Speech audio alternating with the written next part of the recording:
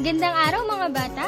Ako nga pala si Teacher Erica, ang inyong guro sa MTV MLE3.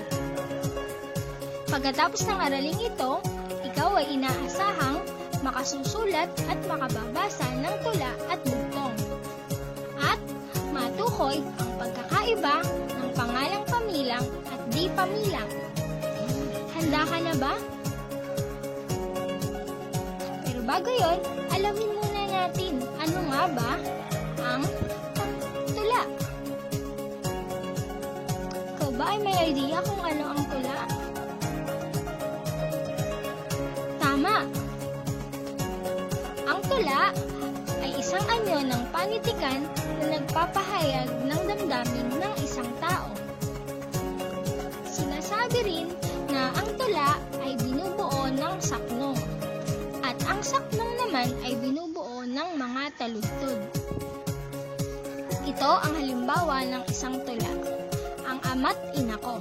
Kung inyong mapapansin, ang mga lupo ng salita na may kulay asul, iyan ang tinatawag na isang saknong.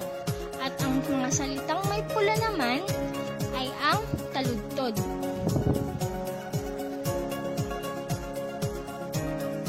Ang isang saknong ay binubuo ng mga taludtod.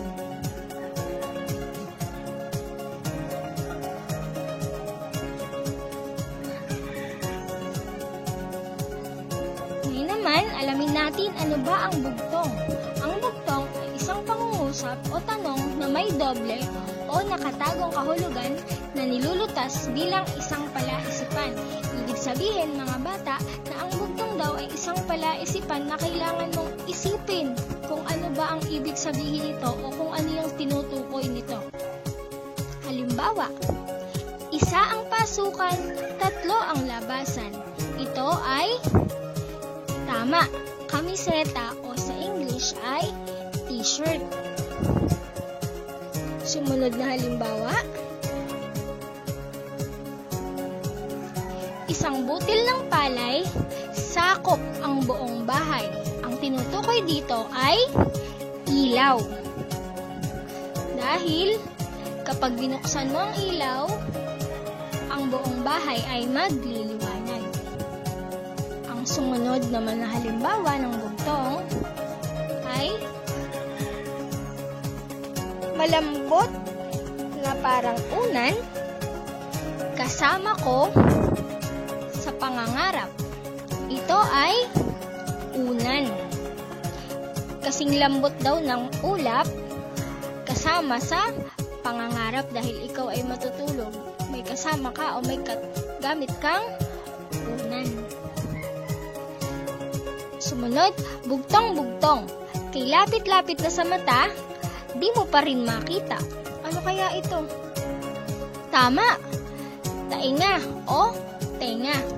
Mapapansin nyo, ang tenga ay malapit na sa mata pero hindi nyo pa rin nakikita. Ngayon naman, kayo naman ang sasagot sa mga bugtong-bugtong.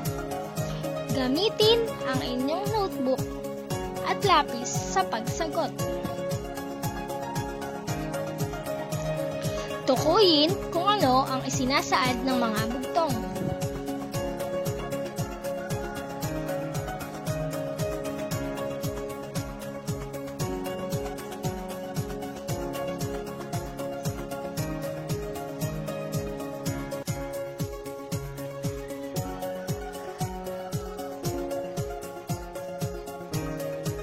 Mahusay mga bata, ngayon dumako tayo sa ating susunod na aralin, pangalang pamilang at di pamilang. Pero bago yon, ano nga ba ang pangalan? Ikaw ba ay may idea kung ano ang pangalan?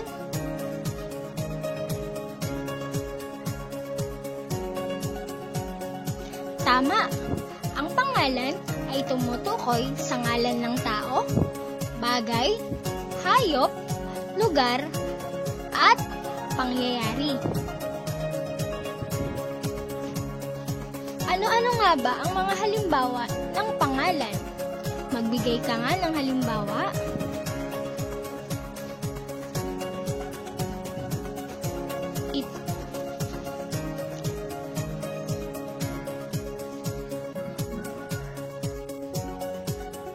Nasabi rin na ang pangalan ay may iba't ibang uri, ngunit ngayon aaralin natin ay ang pangalang pamilang at di pamilang. Ano nga ba ang pangalang pamilang? Ito ang mga pangalan na nabibilang ng isa-isa.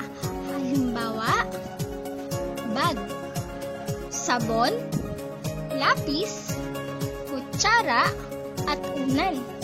Maaari ka bang magbigay ng halimbawa pa? Ang sumunod naman ay ang pangalang di pamilang. Ito ang mga pangalan na hindi nabibilang ng isa-isa. Hindi natin kayang bilangin ang mga pangalang di pamilang. Ano ba ang halimbawa nito? Asukal, bigas, tubig, asin, at buhok. Ikaw naman ang magbigay ng halimbawa.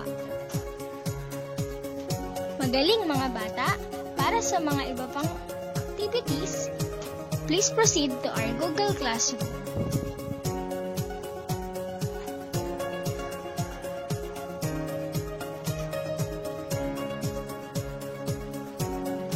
Maraming salamat sa pakikinig.